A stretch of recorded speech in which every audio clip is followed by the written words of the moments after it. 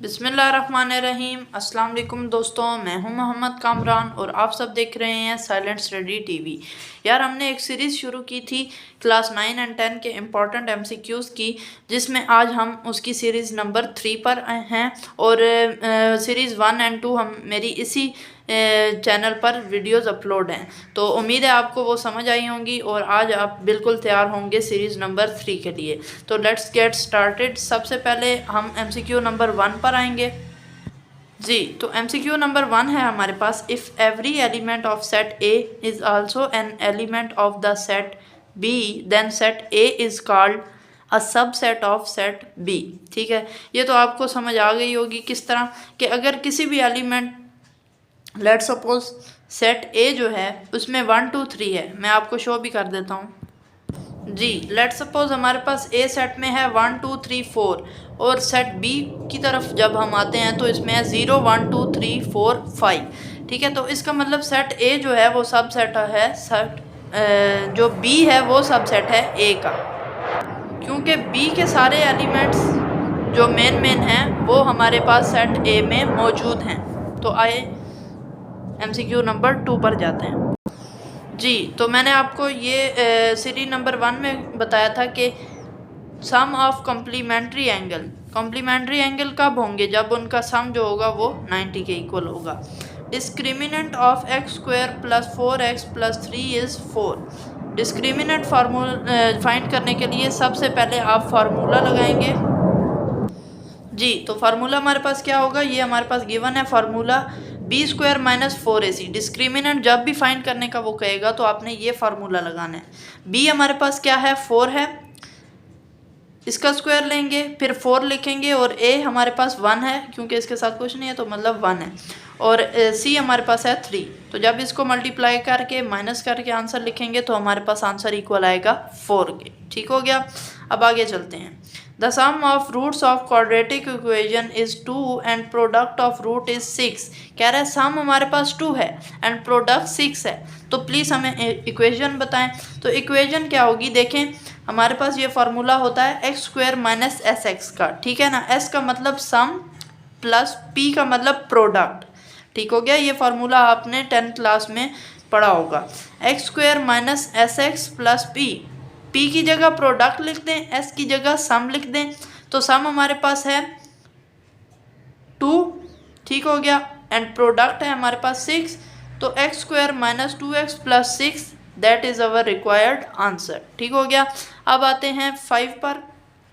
In ratio a equal to Y, कह रहा है अगर रेशो में x इक्वल हो y के then y is called consequent. ठीक हो गया, तो y हमारे पास कॉन्सिक्वेंट कहलाएगा जी। तो y हमारे पास क्या होगा, कॉन्सिक्वेंट। इसी तरह हम आते हैं एमसीक्यू नंबर 6 पर। In ratio a ratio b a is called, अब वो पूछ रहा है a क्या कहलाएगा, तो वो एंटीसीडेंट होगा जी। कॉन्सिक्वेंट और एंटीसीडेंट का मैंने आपको सीरीज़ नंबर 2 में बहुत ज़्यादा अच्छे तरीके से समझाया था कि कॉन्सिक्वेंट फर्स्ट वाले को कहते हैं और एंटीसीडेंट सेकंड वाले को कहते हैं। ठीक है, इस तरह हम आगे आएंगे। और in ratio 6 ratio m equals to 9 ratio 12 then m equal to 8। इसको सॉल्व करने के बाद हमारे पास आंसर आता है 8। ठीक हो गया। The line whose both ends are on circle, ठीक हो गया, बोथ एंड्स मतलब दोनों पॉइंट उसके सर्कल पर हों, and do not pass through the centre of circle is called cord.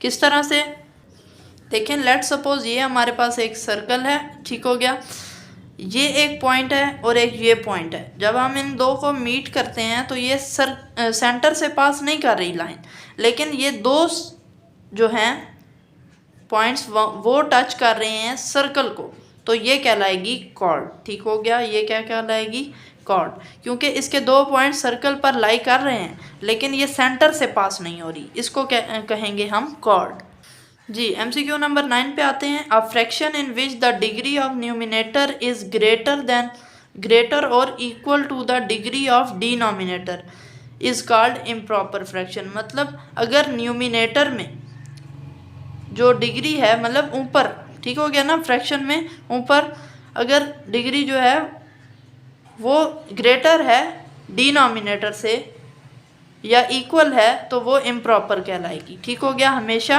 Numerator में डिग्री हमारे पास कम होनी चाहिए।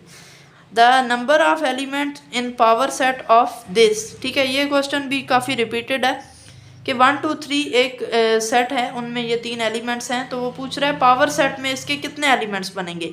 तो 2 की पावर n की जगह आप नंबर्स ऑफ एलिमेंट लिखते हैं तो 3 आ जाएगा। 2 की पावर 3 इक्वल्स होता है 8 के।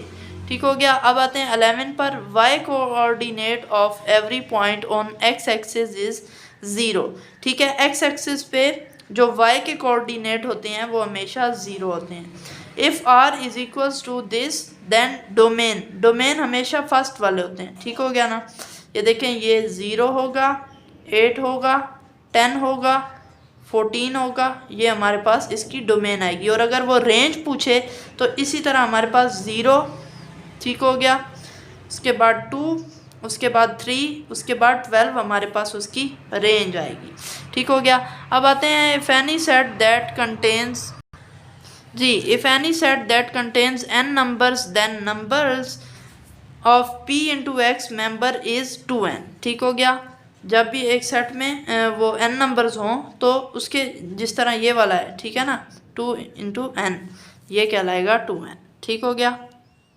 उम्मीद है आपको ये वीडियो पसंद आई होगी।